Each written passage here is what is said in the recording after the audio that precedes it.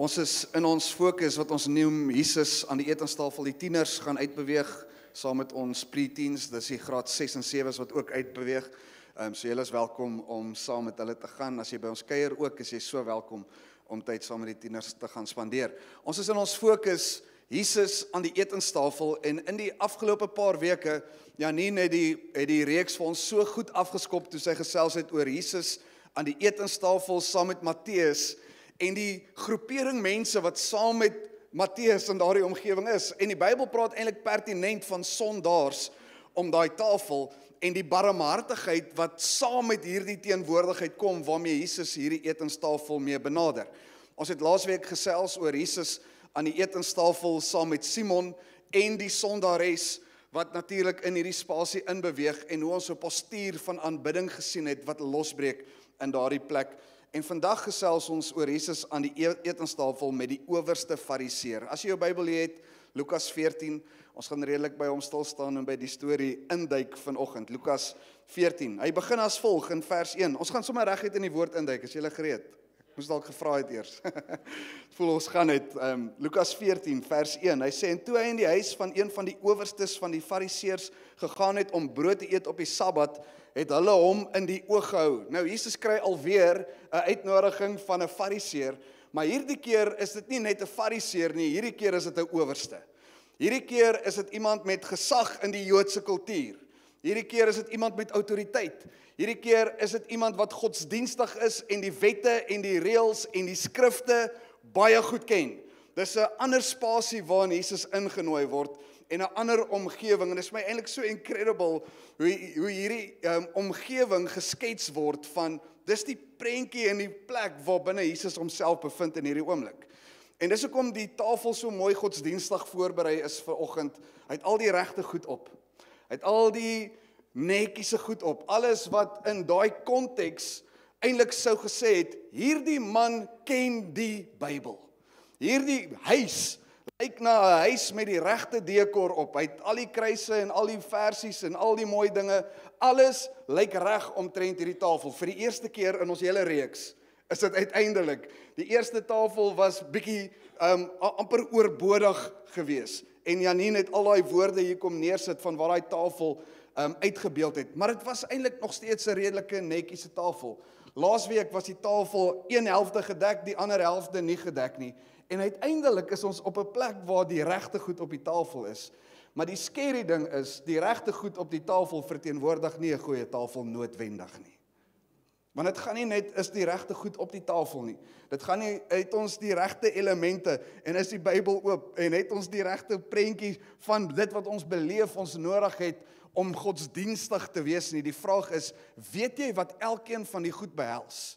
Weet jy wat dit moet 'n uitdrukking wees in jou lewe? Weet jy wat dit veronderstel is om los te maak?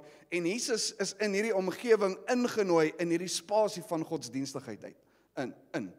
En wat onmiddellik eintlik vir my uitstaan, eintlik selfs in die hele storie en die opbou tot waar ons nou is dat Jesus alweer by 'n fariseer se huis is vir die hoeveelste maal.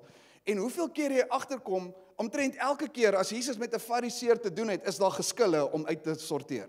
Daar's elke keer verskille, daar's elke keer 'n bots in oortuigings, maar nie een keer weier Jesus om tyd te spandeer met 'n fariseer nie. En dit is nogal opmerklik vir my, dat Jesus het die hele tyd geskille met hulle, maar as die uitnodiging kom, is hy daar. En hy's gereed om met hulle tyd te spandeer. Hy het nooit soos hulle geword nie, maar hy het elke keer vir hulle 'n stuk waarheid gaan openbaar. En ek dink dit is so 'n groot waarheid in jou en my lewe, dat ons baie keer in spasies ingenooi word, en ons kom in plekke en in huise, en ons laat toe dat die omgewing vir my dikteer hoe ek gaan optree. Ons laat toe dat die omgewing vir my sê hoe ek nou moet maak. En in plaas van dat ek en jy nie deur die waardes van 'n huis geïntimideer word nie, en dat ons met vrymoedigheid met waarheid kom, bly ons eerder stil en ons gebruik die verskoning, ek sal eerder ordentlik wees en maar niks sê nie. Ek sal eerder net ordentlik wees en nie nou die appelkar omgooi nie, want dit gaan ongemak veroorsaak. En dis oukei in sekere opsigte. Dis oukei dat ek en jy met 'n hart gaan van, ons wil nie noodwendig net offend nie, want ons moenie, dit moet nooit ons hart wees, en ek hoop jy hoor dit ook vanoggend. Dit moet nooit jou hart wees om uit te gaan en te sê, ek hoop ek offend iemand vandag. Ek sien so uit. ek gaan hulle met die waarheid oefend. Dit gaan vir my so groot voorreg wees. Dit gaan so 'n lekker ding wees. Ek sien uit daarna. Dit moenie ons hart wees nie, maar ons moet ook nooit bang wees. Julle ken my nou al teen die tyd om te oefend met die waarheid nie. En ons laat toe dat spasies ons intimideer. Ons kom in plekke en in huise en ons word ingenooi en in plaas daarvan om op te staan met 'n stuk waarheid, om op te staan met 'n stuk oortuiging van dit wat ons weet, die Here in ons harte mee deel maak, lag ons vir die ongepaste grappies. Nee, dis dalk 'n ongemaklike ding om te sê, maar ons raak gemaklik met die omgewing. Of ons kom in 'n huis wat 'n sekere stel reëls van verwag, maar dit bots eintlik met dit wat veronderstel is om ons verhouding met die Here los te maak, en in plaas van om net te sê, kan ek vir jou 'n stuk waarheid bring, bly ons eerder stil. En Jesus maak dit eintlik duidelik, hy het nooit geskroom om in te spreek in situasies in nie. Hy het nooit soos die Fariseërs geword en hulle maar net laat verbygaan nie. Inteendeel, hy het met 'n stuk waarheid na hulle toe gegaan. En daar's 'n ontdekking eintlik om te maak, want ek en jy is dalk net 'n brief wat gelees moet word in 'n sekere spasie. Paulus skryf so mooi in 2 Korintiërs 3 vers 2 en 3. Hy sê, julle is ons brief, geskrywe in ons harte, geken en gelees deur alle mense, omdat julle, hoor hierdie amazing woorde, duidelik 'n brief van Christus is, deur ons diens berei. Geskrywe nie met ink nie, maar met die gees van die lewende God, nie op kliptafels nie, maar op die vleestafels van die hart. En ek love daai konteks wat hy gee, dat hy sê, hier's die ontdekking wat jy maak eintlik as 'n gelowige, jy word 'n brief. En nie net 'n brief nie, ek love dit dat hy sê, 'n duidelike brief van Christus. Nie geskryf deur mense nie, nie geskryf deur oortuigings en optredes van mense nie, maar geskryf deur die Gees. Wat 'n groot verantwoordelikheid is dit nie veronderstel om in ons harte te wees nie. Wat 'n groot hoe groter moet dit nie wees as om in 'n Fariseër se huis in te gaan en te sê, ek sal eerder maar net stil bly, as om te gaan en te sê, ek moet 'n brief wees vir my omgewing, maak nie saak waar ek is nie. As ek my kinders by die skool oplaai, is ek 'n brief vir die ouers in die ander kar. As ek in die verkeer sit, is ek 'n brief. As ek sien hoe die blou bulle verloor, is ek 'n brief vir die Ek is 'n brief vir my omgewing en vir my wêreld. Maar in hierdie storie is dit nogal opmerklik dat die heel eerste vers vir ons sê, hierdie uitnodiging 'n bietjie 'n ander intensiteit. Nie net is dit 'n owerste Fariseer nie, hy sê, en hulle het hom in die oog gehou. Ek kan nie aan iets meer awkward dink om na 'n vreemdeling se huis toe te gaan en te wil eet en iemand staar die hele tyd vir my nie. Het jy al so 'n moment beleef waar jy in 'n restaurant sit selfs en jy voel, maar daai ouens kyk die hele tyd hier vir ons. En jy net soos wat jy die kos hier by jou mond het, dan voel dit vir jou, maar moenie vir my kyk nie. Maar kyk vir jou eie kos. Kyk, selfs wanneer jou vrou vir jou staar partykeer, sê soos, kyk na jou bord. Ons is hier om te eet. Daai woord, die term in die oog hou, is die volgende term, paratereo. En dit beteken die volgende, hy sê, to note insidiously or scrupulously. En insidiously beteken letterlik subtle with harmful effects. Dit beteken om intentioneel op te bou na iets. Dis om konsekwent te wees in die vermoë om eintlik hierdie ding ongemaklik te wees. Dis 'n opbou na intensiteit toe, en die woord scrupulous is natuurlik die woord deeglik. So hy sê, hierdie is nie net 'n oomblik waar hulle Jesus in die oog hou nie. Hy sê, wanneer jy die konteks het van wat hy probeer sê, en hulle het Jesus in die oog hou, is dit amper op die vlak van soos 'n hond wat na 'n been staar en kyk. En die eienaar het nog nie vir hom gesê, vat dit nie, maar hy weet, dit is sy been. En enige iemand wat naby aan daai been kom, grom hy voor, maar hy's gereed om te spring vir daai been. Hy's gereed om daai been te verdedig. Hy sê, dis die intensiteit van hierdie setting om hierdie tafel. Dis nie net 'n klomp owerstes en 'n klomp wetgeleerdes wat hier sit en is redelik prim en proper nie. Hulle hou vir Jesus dop met so intensiteit soos wat 'n hond 'n been sal dophou. En nou begin die atmosfeer skielik bekend raak, en jy kom agter, maar okay, hier stalk nou iets wat gaan gebeur, en Jesus maak die eerste gesprek oop. Nou hierdie hele storie het 3 dele. Die eerste deel maak Jesus die gesprek oop, en hy begin die gesprek voer, en hy kies om een van die ongemaklikste vrae te vra wat hy eintlik aan kan dink in 'n godsdienstige huis.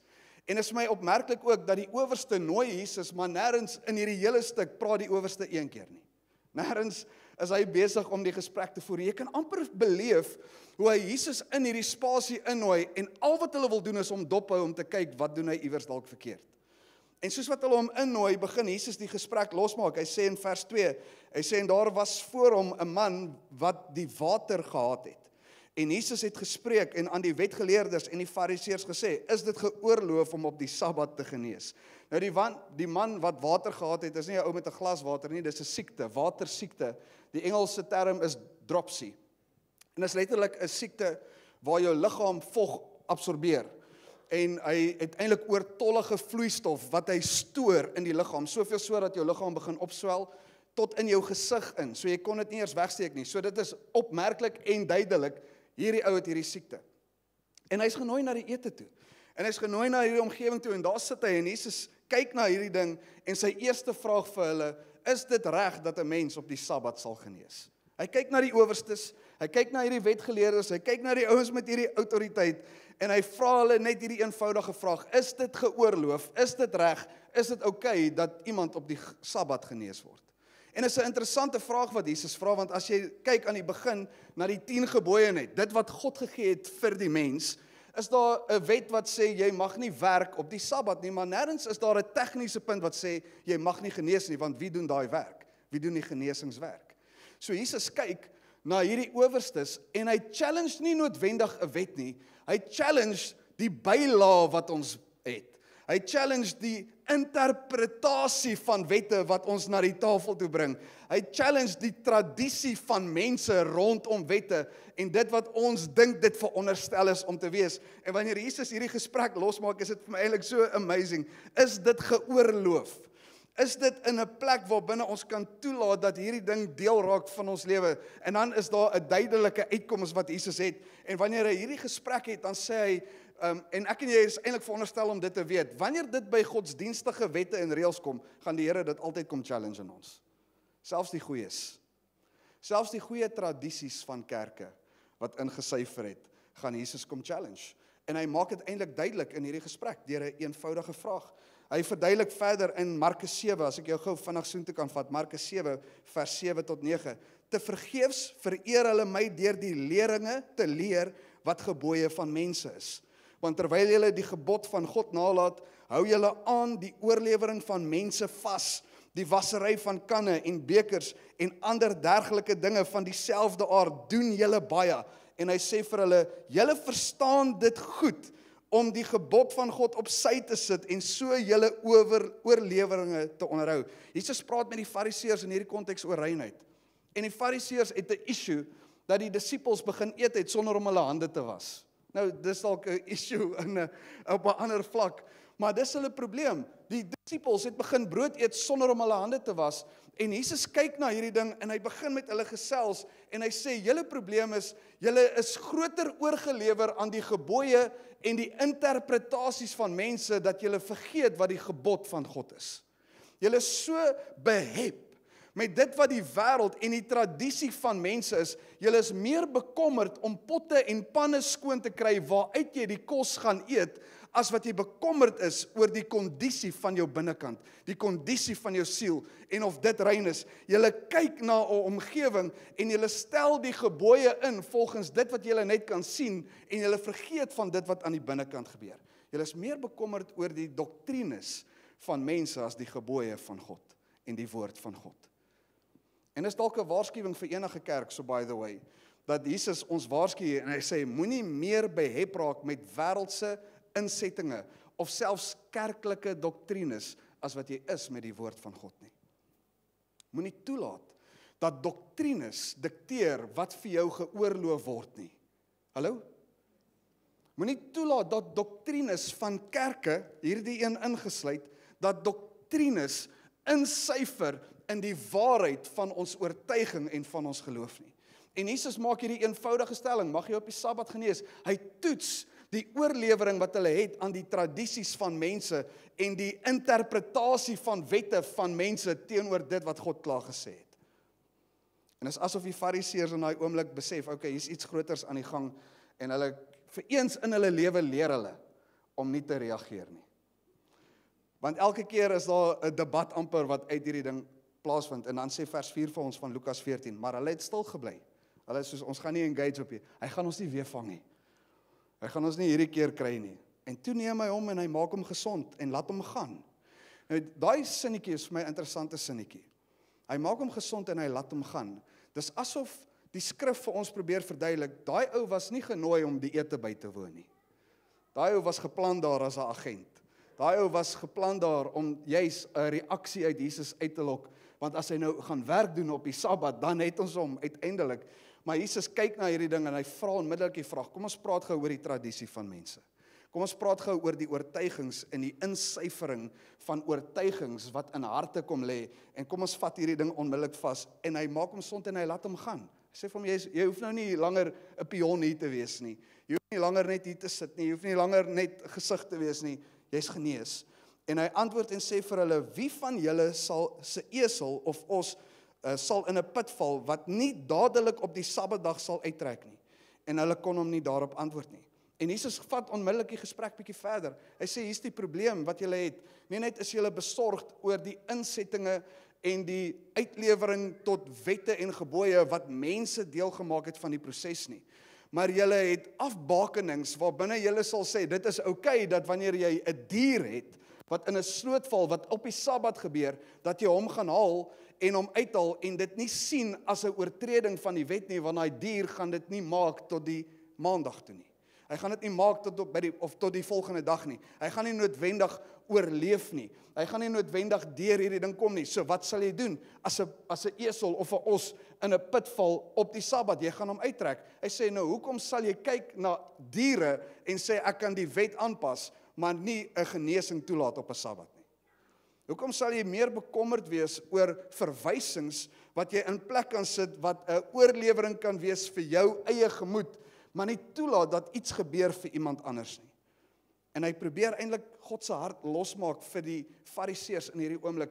Moenie kyk uit 'n oordeelsperspektief nie, maar laat toe dat God se hart bekend word in die prosesse en selfs in die tradisies en jou benadering tot wat hy sê in jou hart en in jou lewe gestalte vind. En dan kom die tweede deel van die gesprek in vers 7. Hy sê, en toe merk hy hoe hulle die voorste plekke uitkies, vertel hy aan die genooides 'n gelykenis en sê vir hulle. So in hulle godsdienstigheid. So dis asof die hele uitnodiging het klaar gebeur, almal is nog net in die huis. Almal is nog net besig om half daai ontmoetings met mekaar te hê. Hallo, hoe gaan dit? Nee, lekker. Hoe was jou week? Nee, goed, dankie. Dit was wonderlik. Dis amper asof daai gesprekke nog plaasvind en Jesus gryp onmiddellik die geleentheid en sê, "Hey, maar kan ons op die Sabbat genees? Kom ons toets gou hierdie beginsel in julle." En dan is dit asof alles begin bietjie bedaar. Almal sê, "Okay, hierdie ding het nou gegaan. Kom ons gaan sit aan die tafel." En soos wat hulle kom sit, hardloop almal na die belangrikste sitplekke toe eerste.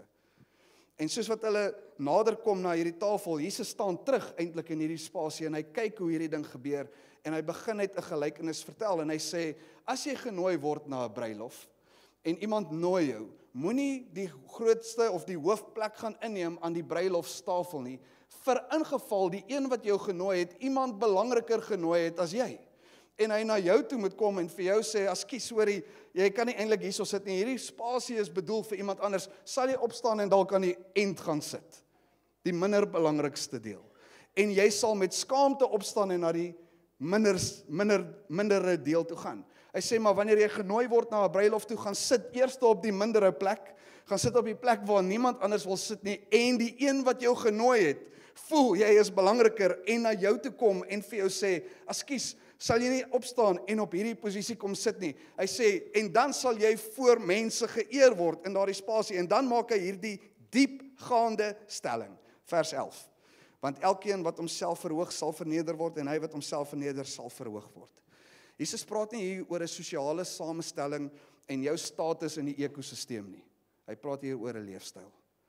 Hy praat nie oor dit wat net vir jou gemaklik is, of dit wat jy najag nie. Hy praat hier oor 'n lewenstyl. Hy sê, wanneer jy bereid is om met 'n opregte hart die laagste posisie in te neem. Hy praat nie hier van iemand wat op die mindere plek gaan sit en sy gesig wys vir almal, "Ek hoort nie hier nie." Almal gaan weet, ek is bietjie belangriker as hierdie. So ek gaan nou maar hier sit, maar my gesig, ek dink nie hy praat van dit nie. Ek dink nie hy praat van 'n instansie waarbinne jy die mindere spasie inneem, maar alles omtrent jou sê hy en skree hard, "Ek hoort nie hier nie." Hy praat hier oor 'n postuur en 'n verstaan van en 'n gesindheid van, ek kom in hierdie spasie in, en ek ag my nie hoër as enige mens nie. Ek kyk nie na 'n mensdom en 'n menslikheid in hierdie spasie en ag my hoër as enige iemand anders nie. As iemand my wil skuif na 'n spasie toe, 100%, en nou sê hy 'n pertinente ding, hy sê, en daai persoon sal geëer word in hierdie ding. Weet jy wat sê Jesus vir jou en my? Hy sê, moenie op 'n plek wees waar binne jy jouself bevorder nie. Want watter eer is daarin? Dit kom net jouself toe. As jy jouself gaan bevorder en klaar dink jy hoort op hierdie posisie, het jy klaar jou eer gekry, inteendeel jy gaan dalk verneder word in die gesprek. Maar as jy kom met 'n postuur van, die Here bevorder my.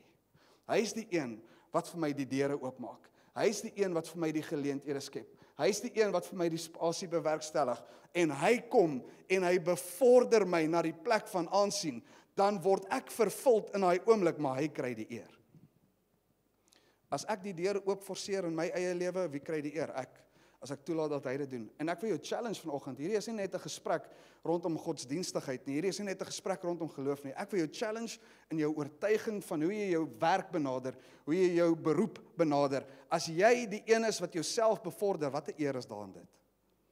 Laat toe dat die Here jou bevorder. As hy vir jou gesê het, jy gaan in daai posisie wees, en iemand anders word bo jou aangestel. Weet jy wat, die Here het dalk vir jou 'n beter plek op 'n beter omgewing. Jy sien dit nie nou raak nie en jy fight tooth and nail om daai posisie te kry en uiteindelik kry jy dit en jy siels ongelukkig en jy weet nie hoekom nie. En die Here kom in soveel eenvoud en hy sê, kom ek vertel julle gou 'n storie van 'n bruilof. En as jy gaan toelaat dat die gasheer jou bevorder, is daar soveel meer eer binne in dit as wat jy 'n deur oop forceer het. George MacDonald het so goed gesê, in whatever man does without God, he must fail miserably and succeed more miserably. If you do it without God, daar is net failure daar binne. Al het jy die hoogste posisie gekry, al het jy die plek van aansien uiteindelik geforseer, jy het daai stoel sommer, jy het jou eie kampstoel gebring vir daai spot. As iemand daai stoel wegvat, ek is voorbereid vir hierdie, ek hoort op hierdie spasie. Hy sê, as ek dit sonder die Here doen, is daar geen eer in enigiets nie. En inteendeel, alles is 'n mislukking. En Jesus wys vir ons eintlik die voorbeeld in homself, wat kom in die gestalte van 'n mens, en homself verneder, en gelyk word aan 'n slaaf, en sy lewe vir jou en my kom neerlê, sodat ek en jy kan ontdek, wanneer ons in hierdie spasie inbeweeg van ons wêreld, en in die konteks van ons wêreldbeskouing selfs, ons omgewing benader, dat ons 'n verstaan sal hê, van ek hardloop nie net agter 'n posisie aan, om die eer van mense te kry nie, maar ek het die spasie waarin ek inbeweeg, om te gaan sit in 'n plek, waarbinne ek toelaat, dat die Here my bevorder, na die plek waar ek hoort. Glo jy dit? Ten minste 2. As jy dit nie glo nie, gaan dit nooit vir jou 'n waarheid word nie. Glo jy dat die Here jou kan bevorder in jou werk?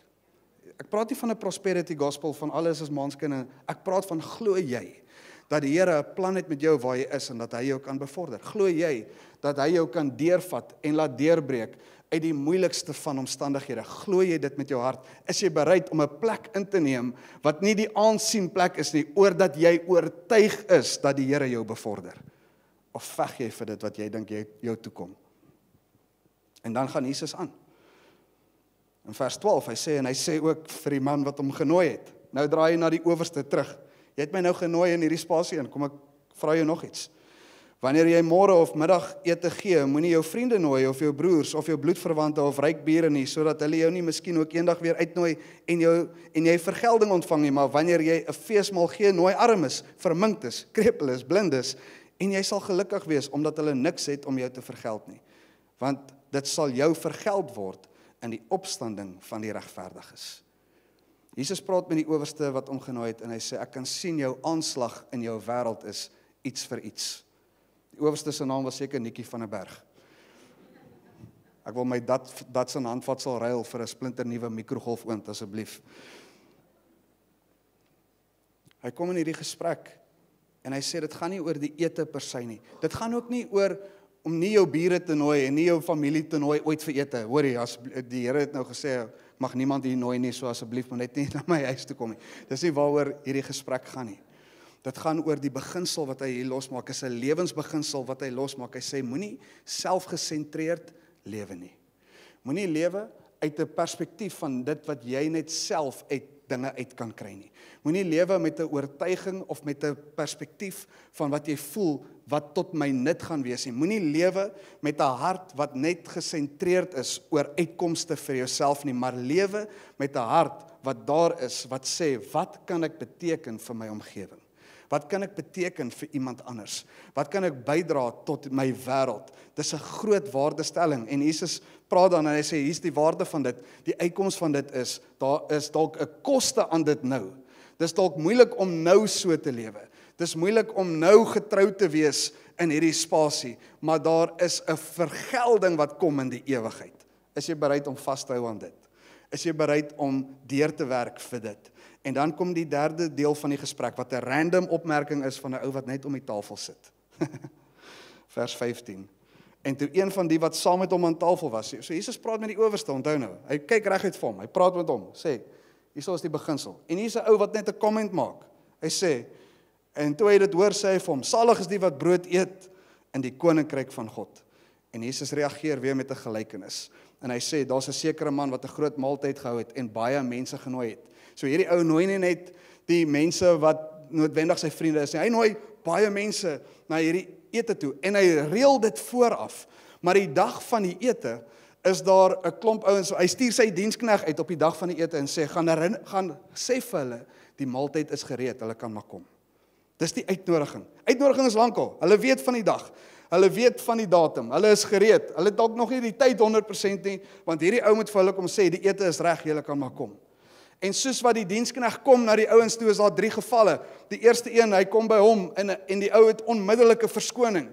Hy sê vir hom, ek het sopas grond gekoop en ek moet daarna gaan kyk. Ek kan nie na die partytjie toe kom nie. Ek kan nie na die ete toe kom nie. Die tweede ou sê, ek het nou net 5 osse gekoop. En ek moet gaan kyk of hulle die werk kan doen. Ek kan nie nou kom nie. Die derde ou sê, ek het nou net getrou. Ekskuus man, ek moet by die huis wees. Ek kan nie kom na die ete toe nie. En dan word die ou wat die uitnodiging gestuur het, die gasheer word kwaad, sê die Bybel.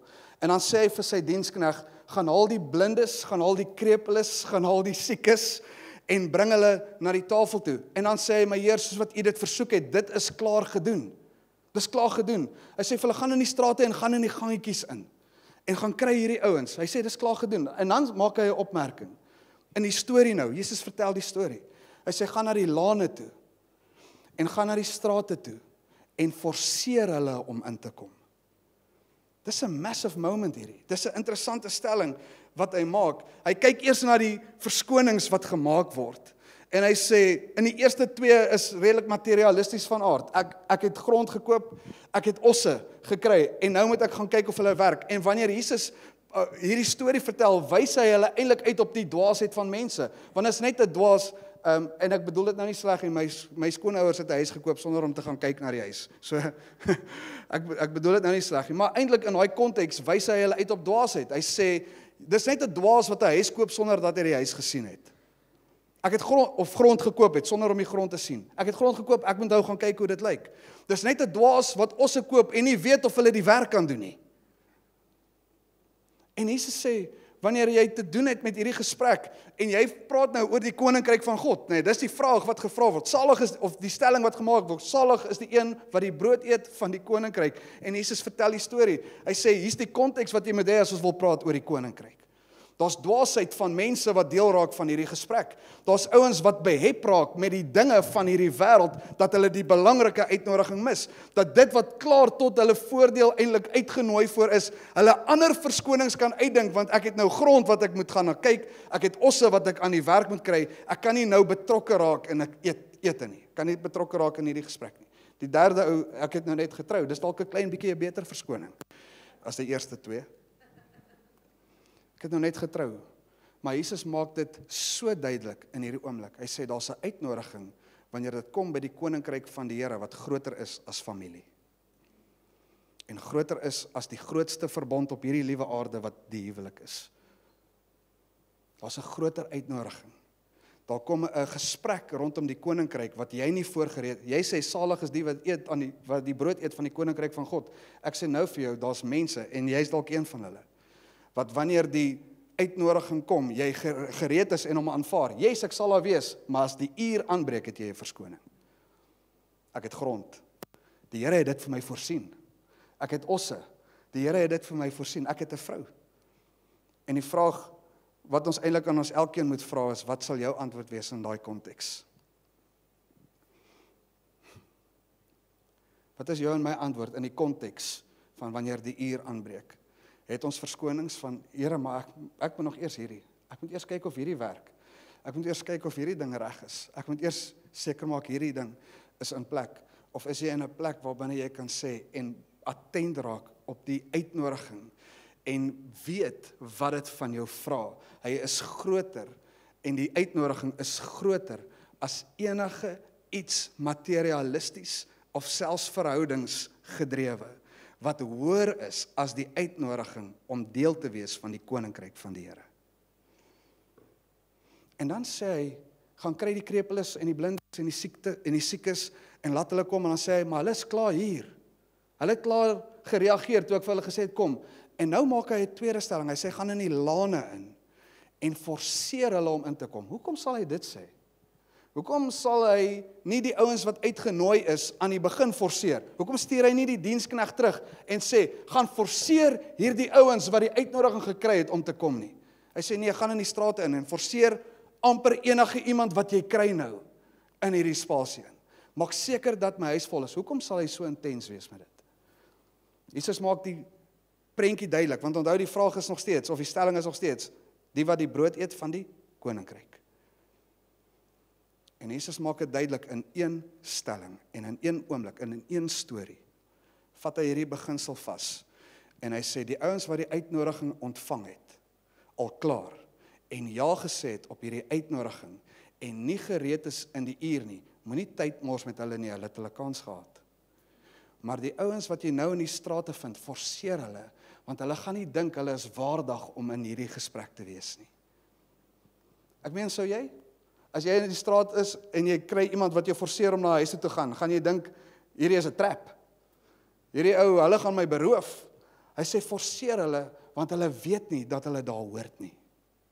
Forceer die wat nie die uitnodiging, die ouens wat die uitnodiging gekry het, weet presies waaroor hierdie ding gaan, en hulle het gekies om 'n verskoning hoër te stel as die uitnodiging. Forceer die wat nie die uitnodiging gekry het nie, want hulle het nie 'n benul nie. Forceer hulle daarin.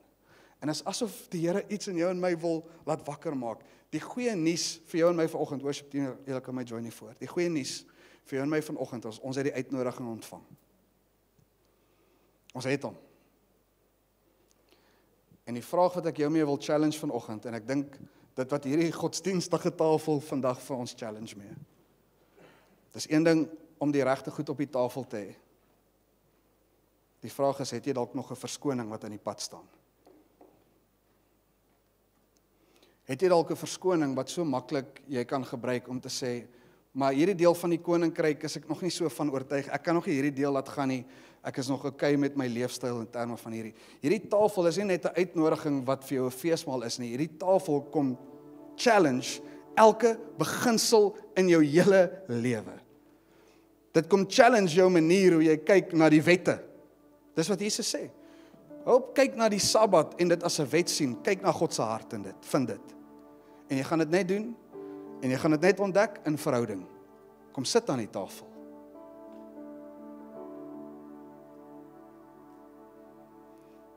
En ek love die twee stories wat Jesus deel maak van hierdie gesprek. Die een oor die bruilof en die een oor die feesmaal.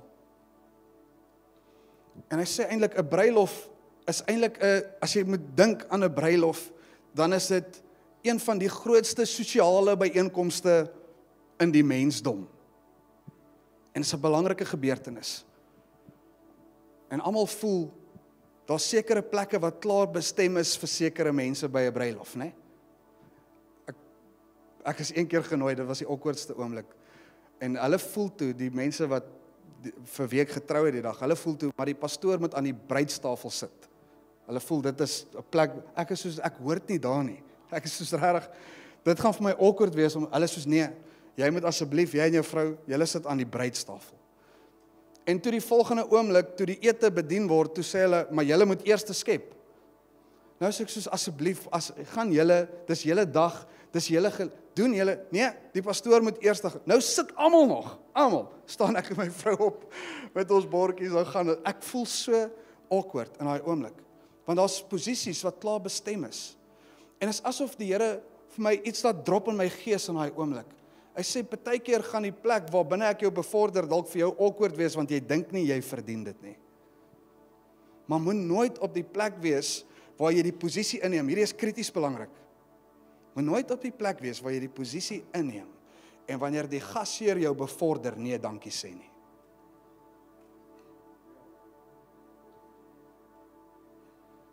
Want ons dink dit is nederigheid.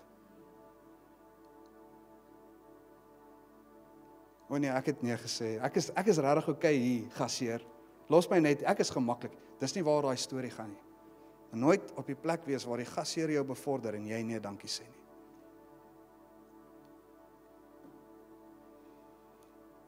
En in daai tweede storie, en hy begin praat oor verskonings wat ek en jy het, hy sê wees versigtig, dat jy nie op die plek is, waar jy klaar die uitnodiging gekry het, en ja gesê het daarvoor, maar wanneer die uur aanbreek, jy 'n verskoning het van materialistiese aard, of selfs dit wat die waardevolste is in jou lewe, jou huwelik.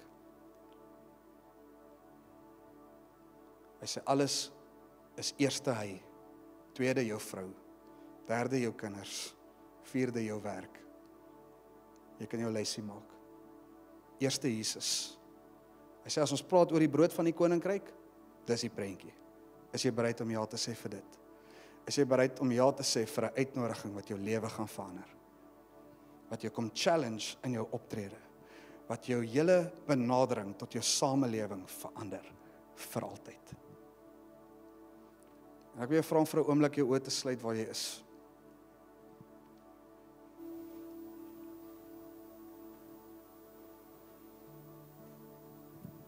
Ek het weer eens gewik en weeg oor hierdie uitnodiging, oor watter kant toe.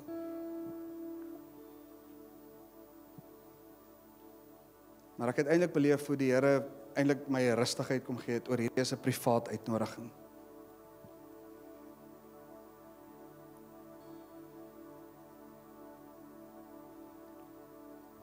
Miskien is jy attent en onmiddellik bewus van 'n verskoning in jou eie hart wat jou terughou. 'n Verskoning waar binne jy dalk selfs goed justify en regverdig.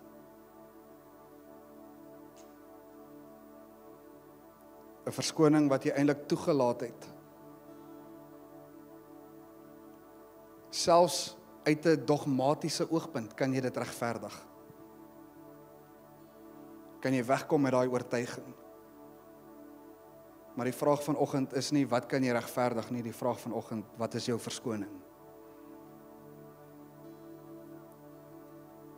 En as jy in hierdie plek is vanoggend en jy sê net, Here, ek het hierdie verskoning wat ek al lank gebruik, ek het hierdie kaart wat ek so nou en dan speel, ek pluk hom uit wanneer ek hom nodig het. Hier is hy, dis die rede, dis hoekom. En of jy aanlyn kyk en of jy in hierdie plek is vanoggend, het ek so in my gees beleef hoe die Here vanoggend kom sê, daar is nie meer ruimte vir verskonings nie. Die uitnodiging is bekend. Die uitnodiging is duidelik. Die uitnodiging is gemaak.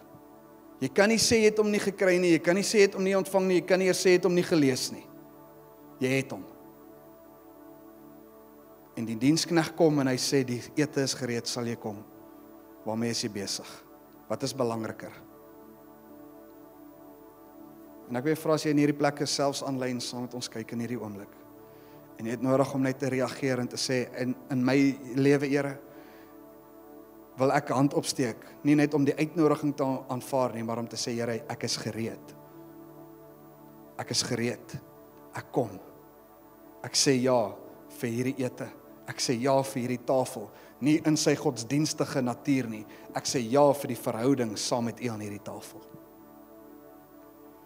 En as dit jy is in hierdie plek vanoggend, wil jy nie vir 'n oomblik jou hand in die lug steek daar waar jy is nie. En as jy hom opgesteek het, jy kan hom weer laat sak, jy hoef hom nie daar te hou nie. Here, dankie dat ons vanoggend kan kom met opregte harte. Harte wat nie die aansien van mense soek nie.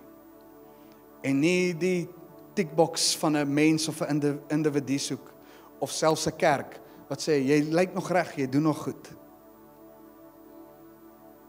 Ons kom vanoggend, Here, nie met harte wat wil oorgelewer word aan die interpretasie en die tradisies van mense nie. Ons kom vanoggend met harte wat oorgelewer is aan U en U waarheid. En wat vanoggend, Here, met 'n diep begeerte in ons smag na die openbaring wat U vir ons wil kom wys. Here, wat ons kom uitdaag in ons verskonings. Daar waar ons dalk grond het, Here, wat ons nou eers wil bewerk. Daai wat ons nou eers vir onsself wil doen. Here, help my om te sien dat ek nie vasgevang raak in die verskonings nie. Daar waar ek bosse het, Here, wat die werk moet gaan doen. Dat ek nie vasgevang raak, Here, net in dit wat die opbrengste van my lewe sal wees nie. Maar oorgelewer, Here, aan U is my bron. Dat ek nie sal kyk na dit wat ek aan kan vashou in my lewe en dit wat ek as die kosbaarste verhouding sien. Hoër ag as my verhouding met U nie.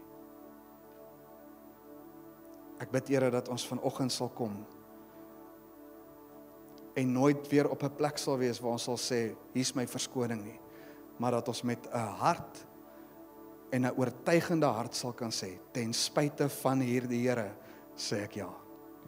Ten spyte van hierdie verdrukking, ten spyte van hierdie lyding, ten spyte van hierdie pyn, ten spyte van hierdie onsekerheid, ten spyte, Here, van hierdie ding wat nog moet gebeur en nog nie klaar is nie, Here, ek sê ja vir U. En ons wil vanoggend kom, Here, in hierdie spasie en net kom aanbid en U kom uitnooi. I will make room for you to do whatever you want to. Whatever you want to. Ek gaan U nie voorskryf nie, Here. Ek gaan nie vir U sê hoe hierdie uitnodiging verder moet lyk nie. Ek kom reageer soos wat hy is. Come and do whatever you want to. In the time that you want to. In Jesus' name. Amen and amen.